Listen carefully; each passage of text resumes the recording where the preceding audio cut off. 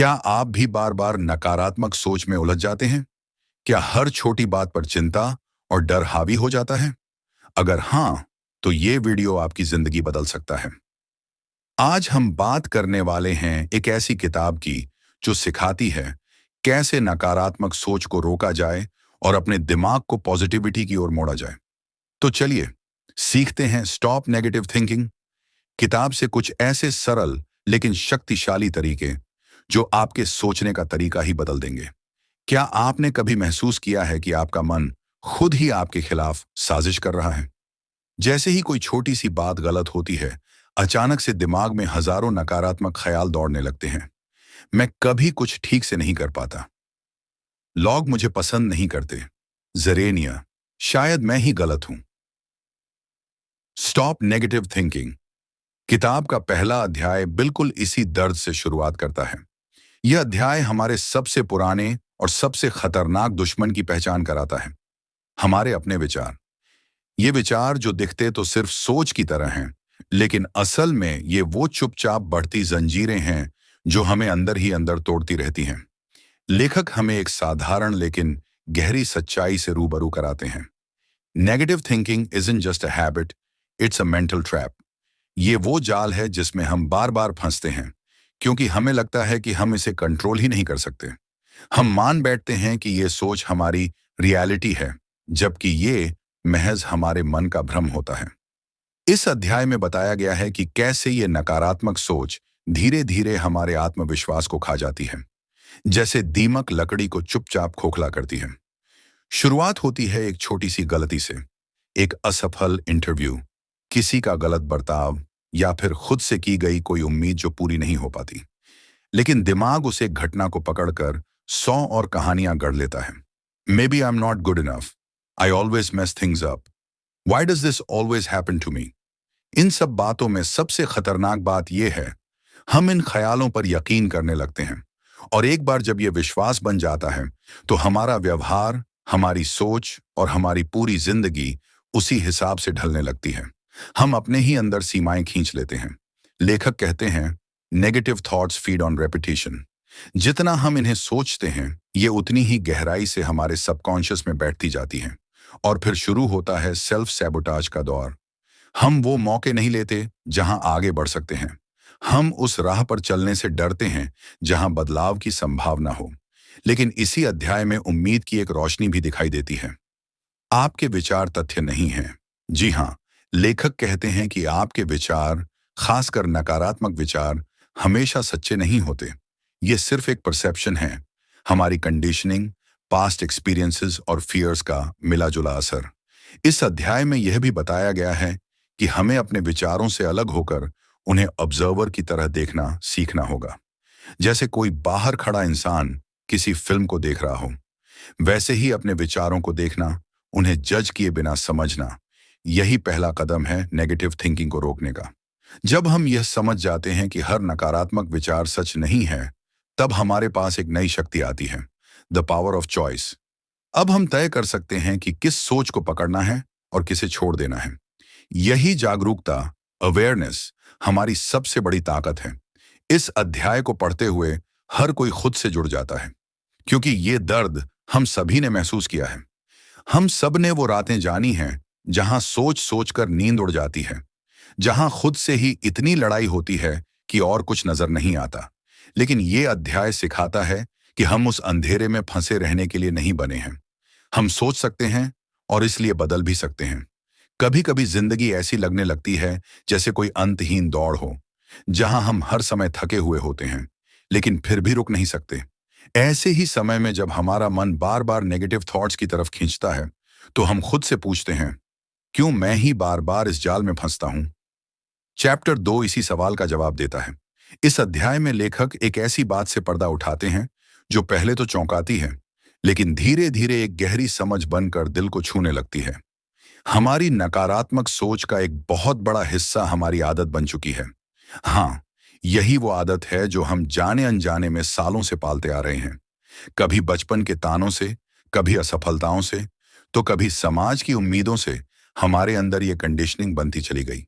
Imagine कीजिए, हर बार जब कोई छोटी सी चीज गलत होती है, तो आपके दिमाग में एक फेमिलियर वॉइस एक्टिवेट हो जाती है। फिर से वही गलती की, जरेनिया, अब सब लोग क्या सोचेंगे? जरेनिया, तू कभी नहीं सुधरेगा। यह आवाज अब आपके अपने अंदर की हो चुकी है। इतनी घुल मिल गई है कि आपने उसे ही अपनी आइडेंटिटी मान लिया है। और यही आइडेंटिटी है जो आपको बार बार उसी साइकिल में खींच लाती है, गिल्ट, सेल्फ डाउट, फियर और सैडनेस के साइकिल में। चैप्टर 2 बताता है कि यह सब सिर्फ इसलिए होता है क्योंकि हमारा दिमाग कंफर्ट जोन में रहना पसंद करता है, even if that comfort zone is negative. यह अजीब लगता है लेकिन सच है। दिमाग को आदत हो गई है पुराने पैटर्न्स की, चाहे वो टॉक्सिक ही क्यों ना हो। इसलिए जब भी हम बदलाव की कोशिश करते हैं, जैसे ही कुछ नया सोचते हैं या महसूस करते हैं, दिमाग डर जाता है और कहता है, वापस चलो वहीं जहां हम सालों से हैं। लेखक ब्यूटीफुली एक्सप्लेन करते हैं कि यह नकारात्मक सोच केवल एक विचार नहीं होती, यह एक इमोशन बन चुकी होती है। और इमोशंस का सबसे बड़ा असर होता है हमारे शरीर पर। हमारी हार्ट रेट तेज हो जाती है, सांसें भारी लगती हैं और एक अजीब सी बेचैनी अंदर पलने लगती है। तब हम उस इमोशन से बचने के लिए फिर से उसी सोच में लौट आते हैं, एक विशियस सर्कल जो कभी खत्म नहीं होता। लेकिन इस अध्याय में एक हीलिंग ट्रूथ भी छुपा है। Awareness is the beginning of freedom. जब आप पहली बार इस बात को समझने लगते हैं कि आपकी नकारात्मक सोच सिर्फ एक पुरानी आदत है, कोई सच्चाई नहीं, तो कुछ अंदर से हल्का लगने लगता है, जैसे किसी ने आपके कंधे से बहुत पुराना बोझ उतार दिया हो। चैप्टर 2 में लेखक रीडर्स को एक जेंटल रिमाइंडर देते हैं, you are not broken, you are just wired a certain way and wiring can be changed. ये पंक्तियां उन लोगों के लिए हैं जो खुद को लेकर हार मान चुके हैं, जो सोचते हैं कि अब मुझसे नहीं होगा। लेखक कहता है, होगा, लेकिन उसके लिए आपको पहले यह स्वीकार करना होगा कि आपकी सोच आपकी अपनी बनाई हुई है और आप ही इसे बदलने की शक्ति रखते हैं। यह अध्याय सिर्फ नकारात्मक सोच की वजह नहीं बताता, यह एक उम्मीद जगाता है।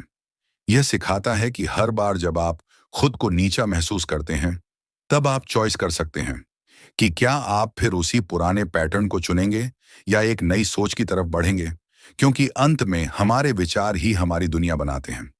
कभी कभी ऐसा लगता है जैसे हमारे अंदर दो इंसान रहते हैं, एक जो हमें सपने देखने, आगे बढ़ने और खुद से प्यार करने के लिए कहता है, और दूसरा जो हर बार फुसफुसाकर कहता है, तू इतना अच्छा नहीं है। जरेनिया, कहीं फिर से फेल हो गया तो? जरेनिया, लोग क्या कहेंगे? और अक्सर हम उस दूसरे इंसान की बात मान लेते हैं, सिर्फ इसलिए क्योंकि वो आवाज ज्यादा तेज, ज्यादा बार और ज्यादा सच्ची लगती है। चैप्टर 3 इसी इनर कॉन्फ्लिक्ट को सामने लाता है, वो जंग जो हम हर दिन अपने भीतर लड़ते हैं और अक्सर हार भी जाते हैं, बिना ये समझे कि लड़ाई बाहर नहीं, अपने खुद के पर्सपेक्टिव से है। इस अध्याय में लेखक हमें एक आईने के सामने खड़ा करते हैं, पर यह आईना हमारे चेहरे का नहीं, हमारे दिमाग के लेंस का है। वो लेंस जिसके जरिए हम खुद को, दूसरों को और पूरी दुनिया को देखते हैं। और जब ये लेंस नेगेटिव हो जाता है, तब हर बात में कमी नजर आने लगती है, हर मुस्कान में झूठ और हर मौके में खतरा। It's not the events in life that hurt us most, it's the way we interpret them. यह लाइन इस पूरे अध्याय की आत्मा है। सोचिए, दो लोग एक ही रिजेक्शन का सामना करते हैं, एक उसे सीख मानकर आगे बढ़ जाता है, दूसरा उसे अपनी वर्थ का प्रमाण मान लेता है और टूट जाता है। फर्क सिर्फ नजरिए का है, लेकिन जब हमारा नजरिया बार बार नकारात्मक अनुभवों से बना हो, तब उसे बदलना आसान नहीं होता। चैप्टर 3 इस गहराई से बात करता है कि कैसे हमारे पास्ट एक्सपीरियंसेस, खासकर बचपन की बातें, रिश्तों में मिले दर्द या बार बार मिली असफलताएं एक फिल्टर बना देती हैं हमारे सोचने के तरीके में। हम चीजों को वैसा नहीं देखते जैसा वो हैं, बल्कि वैसा जैसा हमारा दिमाग उन्हें देखना चाहता है। और ये पर्सपेक्टिव ही है जो हमारे इमोशंस को ट्रिगर करता है, डर, गुस्सा, निराशा, शर्म। लेखक बहुत ही संवेदनशीलता से बताते हैं कि हमारी नेगेटिव थिंकिंग ज्यादातर डिफॉल्ट मोड में चलती है, एक ऑटोमेटिक पैटर्न जो बार बार एक्टिवेट होता है, और फिर शुरू होती है ओवर थिंकिंग की मैराथन। छोटी सी बात से एक कहानी बनती है, कहानी से एक डर, और उस डर से एक belief. What if I fail again? I am probably not good enough, maybe I never succeed. और ये बिलीफ धीरे धीरे हमारी आइडेंटिटी बन जाती है। लेकिन इस अध्याय की सबसे सुंदर बात यह है कि यह सिर्फ प्रॉब्लम नहीं बताता, ये कंपैशन सिखाता है। लेखक कहते हैं, if you wouldn't speak to your best friend like that, why do you speak to yourself that way? ये सवाल दिल को अंदर तक झकझोर देता है। हम खुद से जिस बेरहमी से बात करते हैं, वैसा तो हम अपने किसी दुश्मन से भी नहीं करते। चैप्टर 3 हमें पहली बार यह एहसास दिलाता है कि शायद हम खुद से प्यार करना भूल चुके हैं, और नकारात्मक सोच उसी आत्म नफरत की उपज है। जब हम खुद को पूरी तरह से स्वीकार नहीं करते, अपनी कमजोरियों, अपनी गलतियों, अपने घावों के साथ, तब हम अपने ही खिलाफ सबसे बड़ी जंग छेड़ देते हैं। लेकिन लेखक यहाँ उम्मीद का एक बीज बोते हैं। Perspective can be changed and with it your whole life. जब हम खुद को उस लेंस से देखना शुरू करते हैं जो दया और समझ से भरा हो, तब हीलिंग शुरू होती है। जब हम अपने इनर क्रिटिक को दोस्त बनाते हैं, धीरे धीरे प्यार से, तब अंदर का तूफान शांत होने लगता है। यह अध्याय सिर्फ दिमाग की बात नहीं करता, यह दिल की बात करता है। यह कहता है कि हम टूटे नहीं हैं, हम सिर्फ थके हुए हैं, पुराने पैटर्न से, पुरानी कहानियों से, उन घावों से जो हमने कभी ठीक होने ही नहीं दिए। और अब वक्त है उन कहानियों को बदलने का। क्या आपने कभी खुद को अकेले कमरे में बैठकर उन बातों पर रोते हुए पाया है जो अभी हुई भी नहीं है? क्या कभी ऐसा हुआ है कि कोई छोटी सी घटना, जैसे किसी का मैसेज का जवाब न देना या किसी की अनदेखी, आपके मन में एक तूफान खड़ा कर देती है? एक छोटा सा ट्रिगर और दिमाग तुरंत वर्स्ट केस सिनेरियो में चला जाता है। चैप्टर 4 इसी खतरनाक पैटर्न को उजागर करता है। ओवर थिंकिंग और मेंटल स्टोरीज की दुनिया, जो दिखने में काल्पनिक लगती है लेकिन असर करती है असली जिंदगी पर। लेखक इस अध्याय में हमें बताते हैं कि हमारी नेगेटिव थिंकिंग अक्सर इमेजिनेशन से फ्यूल होती है। हाँ, वही इमेजिनेशन जो बचपन में हमें सपने दिखाने का जरिया थी, अब बड़े होकर हमें डर और चिंता का गुलाम बना चुकी है। क्योंकि अब हम उसी कल्पना का इस्तेमाल करते हैं अपने खिलाफ। हम सोचते हैं कि लोग क्या सोच रहे होंगे, क्या कहेंगे, क्या होगा अगर हमने कोशिश की और हम फेल हो गए।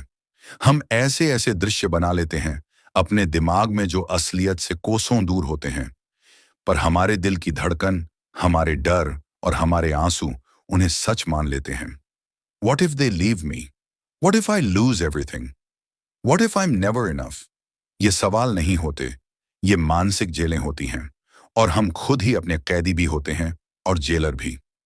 चैप्टर 4 बड़ी संवेदनशीलता से समझाता है कि हमारे दिमाग को सर्टेनिटी चाहिए, उसे जवाब चाहिए, डायरेक्शन चाहिए, और जब उसे बाहर से कुछ नहीं मिलता तो वो खुद ही कहानी गढ़ लेता है, चाहे वो कितनी भी पेनफुल क्यों ना हो, क्योंकि दर्द भी कभी कभी अस्पष्टता से बेहतर लगता है। लेखक यहाँ एक बहुत सूक्ष्म लेकिन गहरा संदेश देते हैं। हमें लगता है कि सबसे खराब, नहीं क्योंकि यह सच है, लेकिन क्योंकि यह हमें तैयार करता है कि हमें चोट नहीं लगेगी। यानी हम बुरे की कल्पना करते हैं ताकि जब असलियत में कुछ गलत हो तो हम उतना टूटे नहीं। लेकिन क्या वाकई हम नहीं टूटते, या हम हर दिन, हर घंटे उस डर में जीकर पहले ही थोड़ा थोड़ा मर चुके होते हैं? इस अध्याय में लेखक एक ऐसी आदत को पहचानने में मदद करते हैं जो हमारे अंदर गहराई से बैठी होती है, सेल्फ सबॉटेज। हम सक्सेस से पहले ही खुद को फेल मान लेते हैं, प्यार मिलने से पहले ही खुद को अनलव्ड सोच लेते हैं, और कोशिश से पहले ही हार मान लेते हैं। और ऐसा हम बार बार करते हैं, बार बार। चौथी कक्षा हमें यह भी सिखाती है कि यह सब इसलिए होता है क्योंकि हम अपने विचारों को एब्सोल्यूट ट्रूथ मान बैठते हैं। हम सोचते हैं कि जो हम महसूस कर रहे हैं वही हकीकत है। लेकिन लेखक बार बार रिमाइंड करते हैं, thoughts are not facts, they are just thoughts. यह लाइन जितनी साधारण लगती है उतनी ही ट्रांसफॉर्मेटिव है। जब हम अपने हर डर को, हर शक को, हर सवाल को सच मानना छोड़ते हैं, तब हीलिंग शुरू होती है। तब हम अपने दिमाग को मास्टर बनाना शुरू करते हैं, न कि उसका गुलाम बने रहते हैं। चैप्टर 4 में एक और ब्यूटीफुल एस्पेक्ट है, प्रेजेंट मोमेंट की शक्ति। लेखक कहते हैं कि ओवर थिंकिंग हमेशा पास्ट या फ्यूचर में होती है, लेकिन हीलिंग सिर्फ अब में होती है। और जब हम अब में आते हैं, अपने शरीर की सांसों को महसूस करते हैं, आसपास की आवाजों को सुनते हैं, अपने दिल की धड़कन को पहचानते हैं, तब एक छोटी सी शांति की किरण महसूस होती है। और वही शांति हमारी नकारात्मक सोच का पहला इलाज बन सकती है। यह अध्याय हमें समझाता है कि हम अपने वर्स्ट एनिमी नहीं, बल्कि मिसअंडरस्टूड फ्रेंड हैं। हम बस इतना चाहते हैं कि कोई हमें समझे, और सबसे पहले वो कोई हम खुद हों। कुछ जख्म ऐसे होते हैं जो दिखते नहीं, लेकिन हर दिन हमें थोड़ा थोड़ा खा जाते हैं। ऐसे जख्म जो बाहर नहीं, हमारे अंदर हैं। और उनमें सबसे खतरनाक है सेल्फ क्रिटिसिज्म, यानी खुद की आलोचना। चैप्टर 5 हमें हमारे सबसे चुप लेकिन सबसे गहरे दुश्मन से मिलवाता है। वो आवाज जो हम हर दिन अपने अंदर सुनते हैं लेकिन कभी पहचान नहीं पाते। वो आवाज जो कहती है, तू हमेशा सब खराब करता है, देख फिर से फेल हो गया, तू काबिल नहीं है, तुझसे नहीं हो पाएगा। ये वो इनर डायलॉग है जो धीरे धीरे हमारे कॉन्फिडेंस को खा जाता है, हमारे सपनों को दबा देता है और हमें अपनी ही नजरों में छोटा बना देता है। चैप्टर 5 यही बताता है कि कैसे हम खुद के सबसे बड़े दुश्मन बन चुके हैं।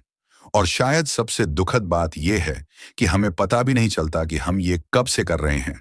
कभी बचपन के तानों से, कभी स्कूल में मिली अस्वीकृति से, कभी रिश्तों की टूटन से। हमने अपने अंदर एक ऐसा क्रिटिकल वॉइस बना लिया है जो हर गलती पर हमें सजा देता है। लेखक बड़े ही सरल लेकिन असरदार शब्दों में कहते हैं, you wouldn't tolerate someone else speaking to you the way you speak to yourself. और यही बात दिल को चीर जाती है, क्योंकि अगर कोई बाहर का इंसान हमें इतना नीचा दिखाए तो हम उससे रिश्ता तोड़ दें, लेकिन जब वही जहर हम खुद को पिलाते हैं तो उसे नॉर्मल मान लेते हैं। चैप्टर 5 हमें यह सिखाता है कि सेल्फ कंपैशन कोई लग्जरी नहीं, ये जरूरत है। जब तक हम अपने अंदर के आलोचक को पहचान कर उसे शांत करना नहीं सीखते, तब तक हम कितनी भी सक्सेस पालें, अंदर से हमेशा खाली ही महसूस करेंगे। लेखक बताते हैं कि सेल्फ क्रिटिसिज्म की सबसे खतरनाक बात यह है कि यह प्रोग्रेस को स्लो नहीं करता, कंप्लीटली स्टॉप कर देता है। क्योंकि जब आप खुद पर भरोसा ही नहीं कर पा रहे हो तो कैसे कोई सपना देखें, कैसे किसी मौके को पकड़ें, कैसे खुद के लिए खड़े हो पाएं। 5वें अध्याय में एक और गहरी बात कही गई है, आपके विचार आपकी आत्म छवि बन जाते हैं। यानी जो आप बार बार सोचते हैं वो इवेंचुअली आपका ट्रूथ बन जाता है।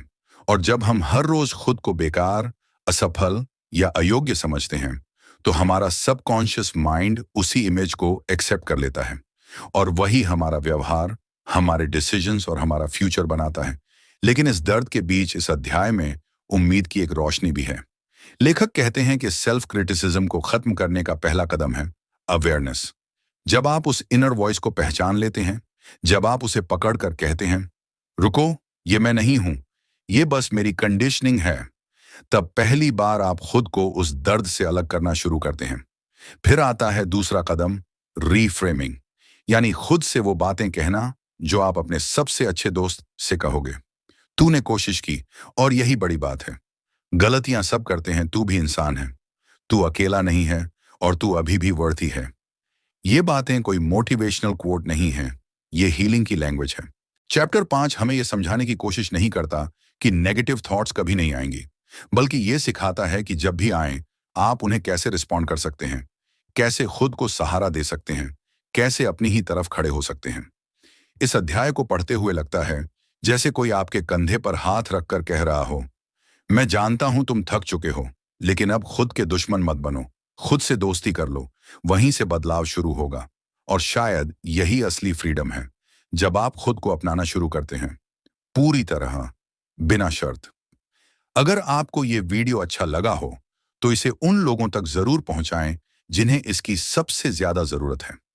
कोई आपकी एक शेयर से खुद की लड़ाई में अकेला महसूस करना बंद कर सकता है।